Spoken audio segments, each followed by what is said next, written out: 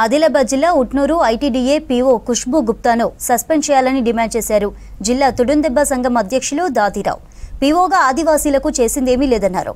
నిరుద్యోగులకు అన్యాయం చేసేలా వ్యవహరిస్తున్నాడని మండిపడ్డారు. సిఆర్టీ ఉద్యోగ నియామకాల్లో అక్రమాలు జరిగాయని ఆరోపించారు దాదిరావు.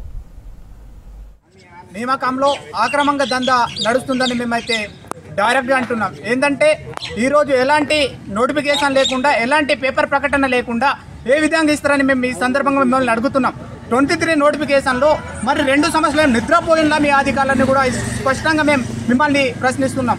మరి దీనికి నిరుద్యోగులారా, యువకులారా, రేపు ముట్టడి కార్యక్రమం, ఐపీడీఏ ముట్టడి కార్యక్రమానికి మీరు వేలాదిగా వచ్చి ఉన్న ముండి పీఓని ఇక్కడ నుండి సస్పెండ్ చేయాలని ఒక డిమాండ్తో, నినాదంతో మీరు ఇప్పటికైనా మేల్కొని రేపు జరిగే ముట్టడి కార్యక్రమానికి వేలాదిగా మంది రండి. మీ పక్షాన మేము అన్ని సంఘాలు మీకు మద్దతుగా ఉంటాం.